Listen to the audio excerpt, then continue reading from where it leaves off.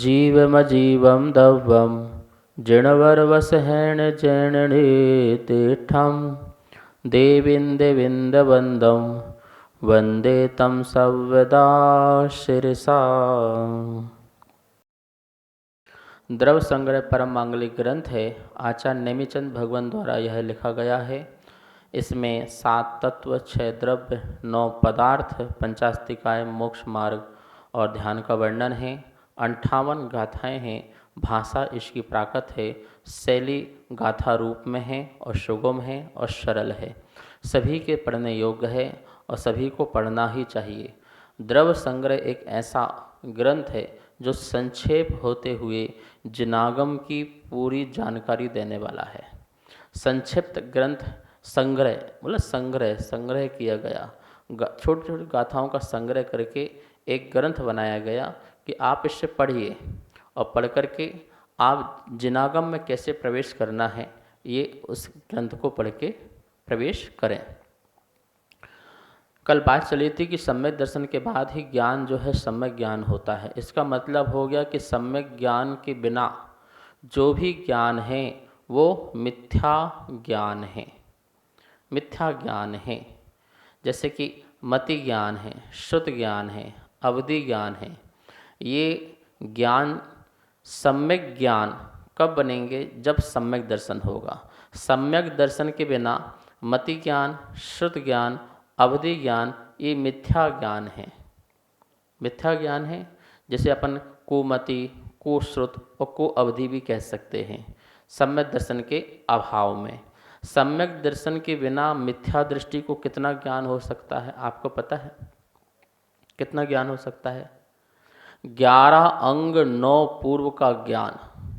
11 अंग द्वासांग होता है और द्वासांग में 11 अंग और एक अंग और पूर्व होते हैं। उन पूर्व में 14 पूर्व होते हैं। 14 पूर्व में से 9 पूर्व का ज्ञान, पूरा 14 पूर्व नहीं, 9 पूर्व का ज्ञान और 11 अंग। तो बताइए बचा क्या? सिर्फ थोड़ा सा ही तो बचा। तो 11 अंग 9 पूर्व का ज्ञान जो है मिथ्या दृष्टि भी कर लेता है सम्यक दर्शन के अभाव में। इसलिए हमें अहंकार भी नहीं करना कि हमें बहुत ज्ञान है, हम बहुत जानते हैं, हमें पूजा पद्धति पता है, हमें क्रिया पता है, हमें चार्य पता है, हमें मत सिखाओ, हमें मत बताओ। ऐसा अहंकार नहीं करना। कुछ भी नहीं पता अभी कुछ भी नहीं पता। बहुत अथाय शास्त्रों का ज्ञान होता है प्रभु की वाणी का और उसमें से हमें तो कुछ भी नहीं पता, समझ लो। बहुत नगण्य रूप से, मतलब एक सागर में एक बूंद समझ लो, इतना ही है हमारे पास। कहाँ सागर अथाय और कहाँ एक बूंद प्राप्त करके उसी को ही हम सब कुछ समझ रहे हैं, ऐसा मत समझना। कह रहे हैं सम्यक दर्शन के अभाव में वो सारा का सारा ज्ञान 11 अंग 9 पूर्व का मिथ्या दृष्टि के पास जो ज्ञान है वो मिथ्या ज्ञान हो जाता है। और यदि इतना ज्ञान भी ना हो, 11 अंग 9 पूर्व का ज्ञान भी ना हो, सिर्फ तत्व कुतत्व का ज्ञान हो जाए कि ये तत्व हैं और ये कुतत्व है, ये सही है और ये गलत है, बस इतना ही ज्ञान हो जाए, मतलब श्रद्धान पूर्वक सम्यक दर्शन पूर्वक इतना ही ज्ञान जो है उसका सम्यक ज्ञान बन जाता है। मति ज्ञान श्रुत ज्ञान बन जाता है। सम्यक मति ज्ञान, सम्यक श्रुत ज्ञान है। तो आप ये देखिए कि हमारे लिए ज़रूरत किसकी है? सम्यक दर्शन की ज़रूरत है। उसके कारण ही हमारा ज्ञान सम्यक ज्ञान होगा और उसके बाद हम जो भी व्रत आचरण का पालन करेंगे वो हमारा सम्यक चारित्र बन जाएगा। सम्यक दर्शन के अभाव में कठोर से कठोर तपस्या, कठोर से कठोर साधनाएं मुक्ति का कारण, मोक्ष का कारण नहीं हो सकता, कर्म निजरा का कारण नहीं हो सकता, ठीक है ना। वो नियम से संसार का ही कारण होगा। आश्रय हो सकता है, आपकी उस तपस्या आदि से आश्रय हो सकता है, पुण्य का आश्रय हो सकता है और उस तपस्या के बल से नव गृहवक तक द्रव्यलिंगी मुनिराज उत्पन्न हो सकते हैं, लेकिन मोक्ष प्राप्त नहीं कर पाएंगे। इसलिए सम्यक दर्शन जो जड़ है, जो मूल है, जो नींव है, वो हमारी मजबूत हो श्रद्धान पूर्वक, उससे हमारा ज्ञान निर्मल हुआ करता है। आज गाथा नंबर 42 पढ़ेंगे, जिसमें बात कही गई थी पहले कल की गाथा में दुर्विनिवेश विमुक्तम, कि जो अभिप्राय है वो विपरीत नहीं होना चाहिए। उस विपरीत अभिप्राय से रहित जो है, अभिप्राय विपरीत से रहित जो ज्ञान है वो सम्यक ज्ञान होता है। अब वो विपरीत अभिप्राय क्या हैं, कौन कौन से होते हैं? तो 3 प्रकार के विपरीत अभिप्राय होते हैं। वो जो अभिनिवेश हैं वो 3 प्रकार के होते हैं। उनकी चर्चा 42 नंबर की गाथा है। आइए सबसे पहले जो अपन हैं इस गाथा का उच्चारण करते हैं। ऊपर सम्यक दर्शन का महत्व बता दिया, सम्यक दर्शन की परिभाषा बता दी, जीवादि सद्धरणम सम्मतम। कोई आपसे सम्यक दर्शन की परिभाषा पूछे तो जीव आदि सद्धरणम सम्मतम, जीव आदि पर श्रद्धान करना यह सम्यक तो है, सम्यक दर्शन है, ऐसा परिभाषा बताया। अब सम्यक ज्ञान की परिभाषा क्या है उसकी चर्चा इस 42 नंबर की गाथा में है। आइए सबसे पहले इसका उच्चारण करते हैं, फिर इसके अर्थ को समझते हैं। द्रव संग्रह गाथा नंबर 42 उच्चारण करेंगे।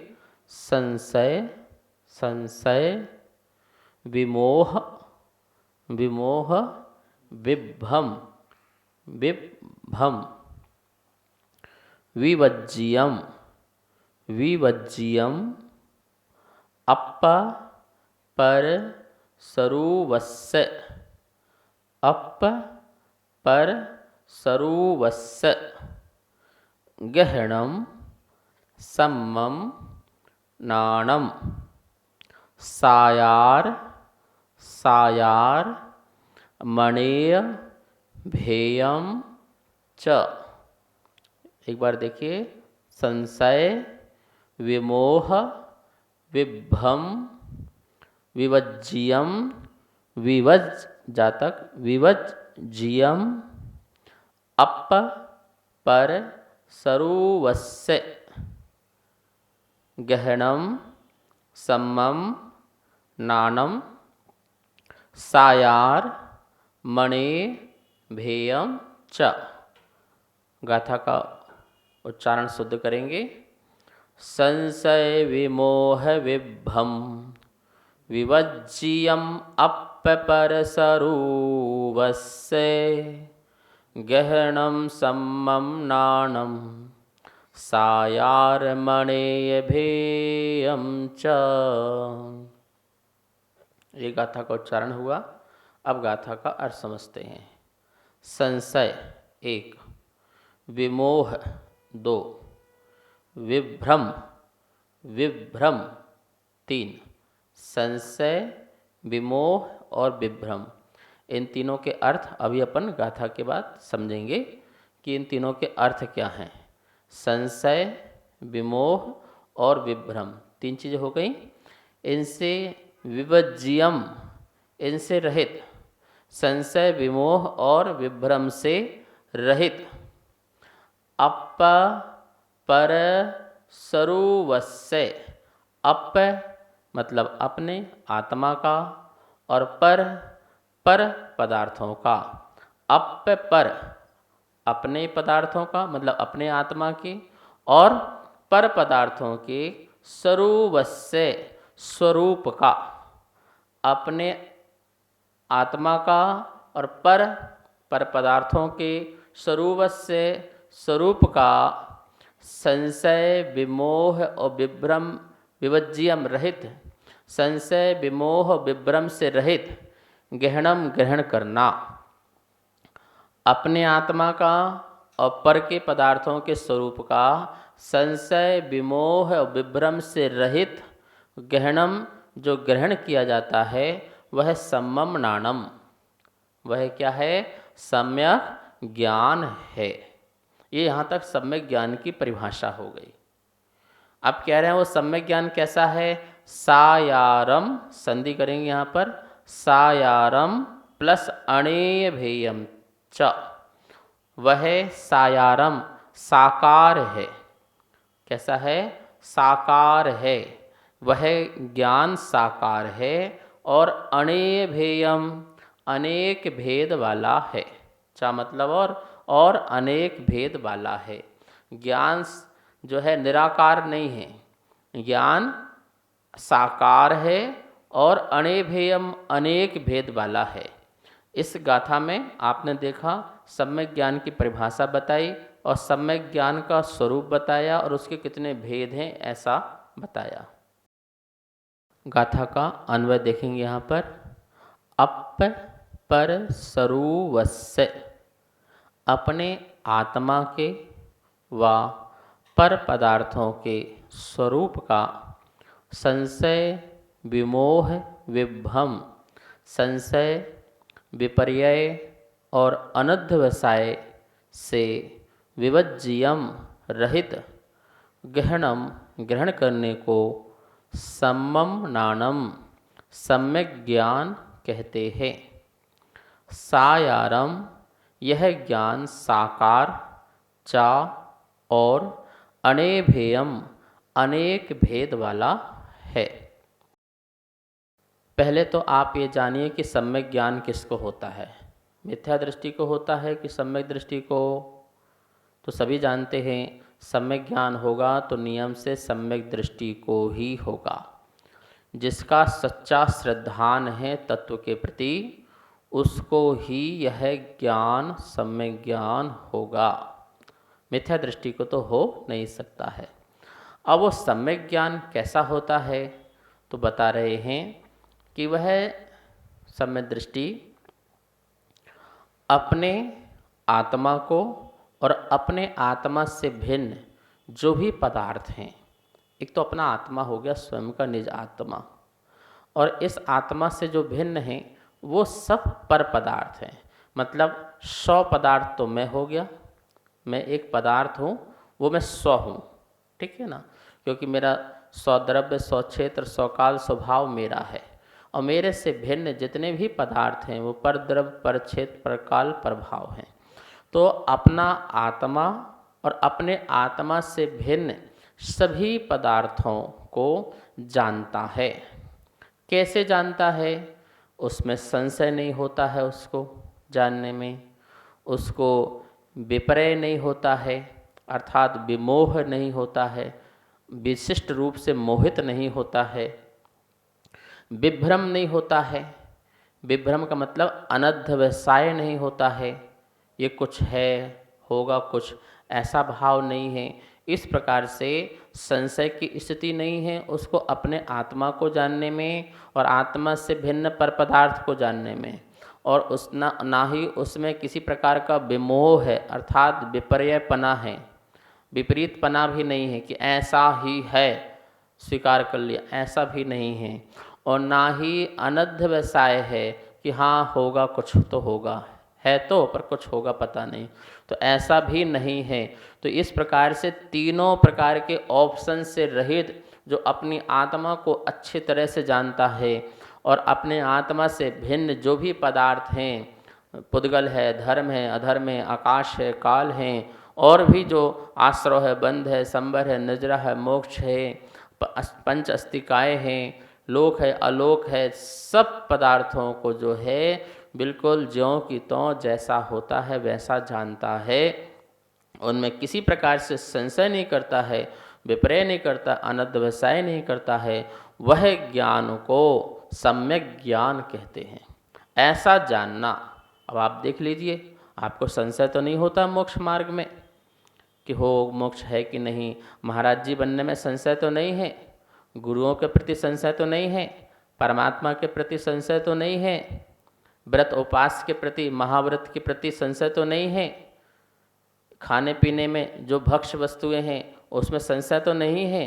यदि संशयात्मक स्थितियां हैं तो फिर वो ज्ञान हमारा जो है सम्यक नहीं होगा। विपरीतपना भी नहीं होना चाहिए और ना ही अनध्यवसाय। ये तीनों चीज़ों की परिभाषाएं जो हैं बहुत सुंदर हैं। आप इन तीनों की परिभाषाएं सुनिए ध्यान से। देखो यहाँ लिखा है संशय। संशय यह कि वह, यह कि वह, इस प्रकार दो कोटियों के स्पर्श करने वाले ज्ञान को संशय कहते हैं। संशय में किसी भी पदार्थ का निर्णय नहीं हो पाता। उदाहरण सांप है या डोरी है। संशय जो निर्णय नहीं होता है, निर्णय की स्थिति में नहीं पहुंचता है, वो ज्ञान संशय ज्ञान कहलाता है। दो कोटियों के स्पर्श ज्ञान को, दो कोटि, कोटि मतलब प्रकार, दो प्रकार के ज्ञान स्पर्श हो रहे हैं, मतलब कि यह कि वह, ऐसा कि वैसा, ये सही है कि वो सही है, ये ठीक है या वो ठीक है, इस प्रकार से उसका जो ज्ञान में संशय की स्थिति बनी है। श्रावक से मोक्ष है या मुनि से मोक्ष है, उपास करने से है या बिना उपास करने से है, मोक्ष होता है या नहीं होता है, मैं व्रत उपास करूँगा निर्जरा होगी या नहीं होगी, इस प्रकार की जो संशय की स्थिति बनी हुई है। जैसे उदाहरण दिया यहाँ पर सांप या डोरी का, कि अंधेरे में वहाँ पे एक रस्सी पड़ी हुई है। अब रस्सी को देख कर के वह समझ नहीं पा रहा है कि ये सांप है या रस्सी है। ये भी नहीं कह पा रहा है कि ये सांप ही है, या फिर ये भी नहीं कह पा रहा है कि ये डोरी है। ठीक है ना, तो न डोरी समझ पा रहा है न सांप समझ पा रहा है, संशय की स्थिति में बना हुआ है, निर्णय नहीं कर पा रहा है सही और गलत का। ऐसे ही जो तत्व के प्रति, आत्मा के प्रति भी सही निर्णय नहीं कर पा रहा है, आत्मा को भी सही नहीं जान पा रहा है, उसमें भी संशय स्थिति है कि आत्मा चेतन होती है या अचेतन होती है, गुणों से सहित होती है या गुणों से रहित होती है, निर्गुण होती है या सुगुण होती है। तो इस प्रकार से आत्मा के तत्व के बारे में भी सही नहीं समझ पा रहा है, और आत्मा से भिन्न जो पर पदार्थ हैं, पुद्गल, ये शरीर आदि, ये जड़ पदार्थ आदि, इन जड़ पदार्थों में भी वह कभी चेतन मान लेता है, कभी अचेतन मान लेता है। तो इस प्रकार से वो संशय की स्थिति में है कि यह जो है मेरा है या मैं इसका हूँ। इस प्रकार का जो संशयात्मक स्थितियाँ हैं, इस जड़ पदार्थ के प्रति, अन्य पदार्थों के प्रति संशय की स्थिति बनी है। लोक है नहीं है, नरक है नहीं है, स्वर्ग है नहीं है, इस प्रकार का जो है नहीं में लगा हुआ है, ये संशय बुद्धि है। और ऐसे संशय बुद्धि वाले का ज्ञान मिथ्या ज्ञान होता है, सम्यक ज्ञान नहीं होता है। अब विमोह और विभ्रम क्या है, इसकी चर्चा करेंगे कल, क्योंकि आज क्या हो गया है, समय, स्वाध्याय संपन्न करते हैं, आगे आगम धारा सुनना है। आप लोग आगम धारा सुनते होंगे, आपके मन में किसी प्रकार के प्रश्न शंकाएं उत्पन्न होती हैं तो आप जरूर, उसमें नंबर दिया है और हमारे पीठाधीश सुरेंद्र कीर्ति जी हैं, उनको भेजिए और आपके जो प्रश्न हैं उनका समाधान भी यहाँ पर उचित दिया जाएगा। चलिए स्तुति करते हैं। वाणी के ज्ञान ते सूझे लोकालोक, सो वाणी मस्तक नमो, सदा देत हूँ धोख, सदा देत हूँ धोख। सबको बहुत बहुत मंगल आशीर्वाद।